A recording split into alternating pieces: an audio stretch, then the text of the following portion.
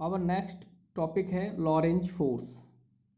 तो when the moving charge plus q particle is subjected simultaneously to both electric and magnetic field, the moving charge particle will experience electric field and magnetic field। जब कोई accelerated charge particles होता है या moving charge particles है, ठीक है, तो वो एक्सपीरियंस करता है क्या या क्रिएट करता है both electric and magnetic field को।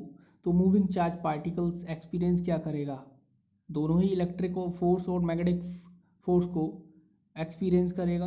तो इलेक्ट्रिक फोर्स का फार्मूला क्या होता है, F इक्वल क्यू ई, और मैग्नेटिक फोर्स का फार्मूला अभी पढ़ा था हमने, क्या है, F M equal Q B cross B. ठीक है, दोनों को ऐड कर देंगे। So the net force on it will be, क्या होगा नेट फोर्स, F इक्वल, ये है इलेक्ट्रिक फोर्स, ठीक है, तो यहाँ हो जाएगा विल बी क्या होगा, F net equal F electric force और प्लस F मैग्नेटिक फोर्स। तो इलेक्ट्रिक फोर्स क्या है क्यू ई, मैग्नेटिक फोर्स क्या है क्यू बी क्रॉस बी। दोनों को ऐड करेंगे, ऐड करने का मतलब क्या है, दोनों में कॉमन है, कॉमन ले लेंगे, E plus B cross B. तो ये जो इक्वेशन दिख रही है, ये इक्वेशन ही क्या है, F equal Q bracket E plus B cross B, this is the forms Lorentz force equation. यही हमारी इक्वेशन है, ये फॉर्म्स है लॉरेंज फोर्स इक्वेशन की। ठीक है, तो द फॉलोइंग पॉइंट में be noted about Lorentz force. Lorentz force से हम कुछ पॉइंट्स हैं वो नोटेड करते हैं। फर्स्ट पॉइंट है the magnetic Lorentz force is in the direction of vector. जो मैग्नेटिक फोर्स होता है वो डायरेक्शन इन द वेक्टर होगा, बी क्रॉस बी के किसके होता है, बी क्रॉस बी के होगा परपेंडिकुलर।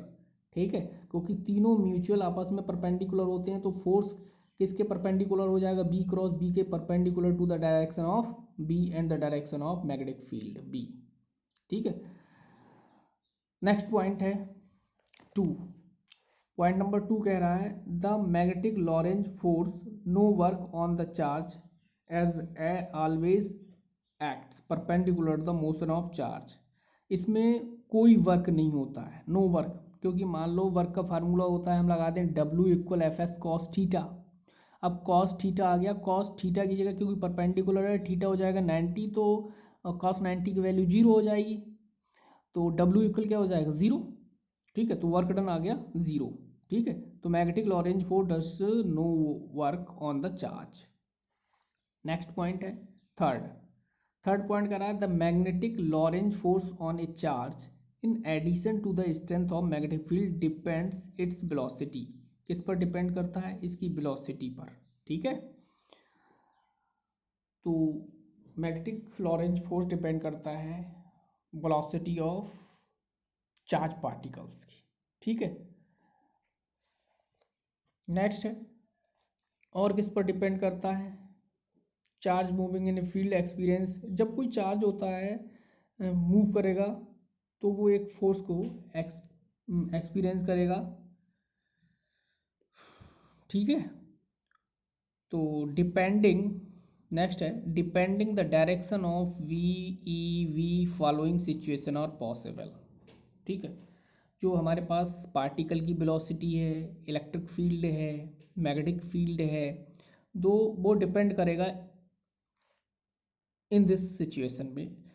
व्हेन, उसमें दो कंडीशन है, व्हेन जब B E and V all three are collinear, जब तीनों कोलीनियर हैं। ठीक है, तो इस कंडीशन में क्या है, कोलिनियर का मतलब तीनों ही एक ही पॉइंट से स्टार्ट हो रहे हैं। तो in this situation the particle moving parallel और anti parallel to the field. तो या तो वो पैरेलल होंगे तीनों या एंटी पैरेलल होंगे। ठीक है, in the magnetic field will be zero. तो मैग्नेटिक फील्ड क्या होगा, जीरो होगा।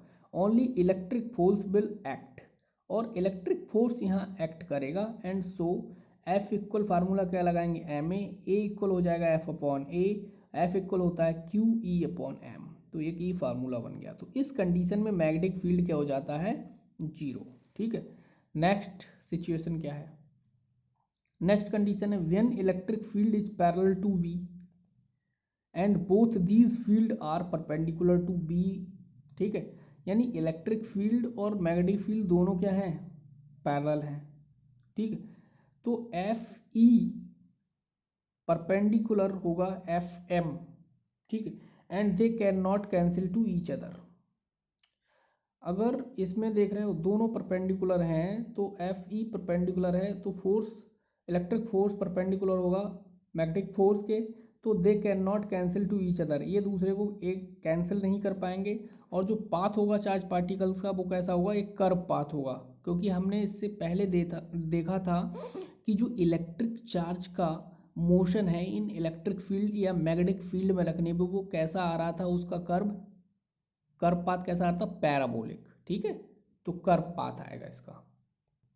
इसकी लास्ट कंडीशन है B and E and B mutually perpendicular. अगर ये दोनों परपेंडिकुलर हैं म्यूचुअली, ठीक है, बी ई वी म्यूचुअली यानी तीनों परपेंडिकुलर हैं, उस कंडीशन में फोर्स क्या हुआ, नेट फोर्स होता है F equal F E plus M M.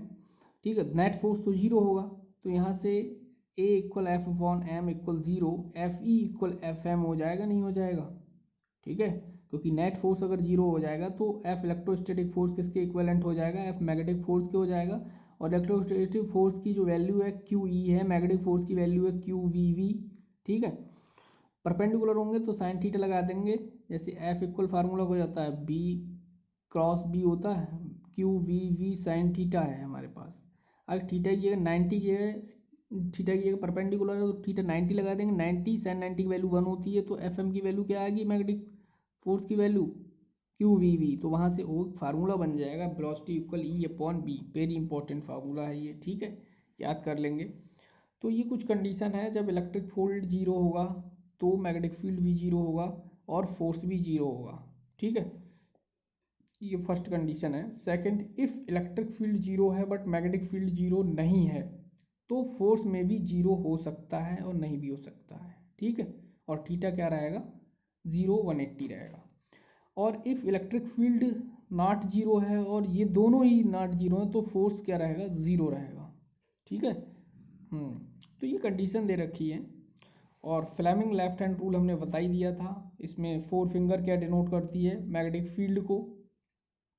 ठीक है, stretch for Fleming left hand rule है ये। ठीक है, थंब क्या डिनोट करता है, फोर्स को, और ये मिडिल फिंगर क्या डिनोट करती है, आपकी डायरेक्शन ऑफ करंट को। ठीक है, और ये मोशन ऑफ चार्ज पार्टिकल यानी वेलोसिटी को भी डिनोट करता है। ठीक है, तो ये फ्लेमिंग्स लेफ्ट हैंड रूल है।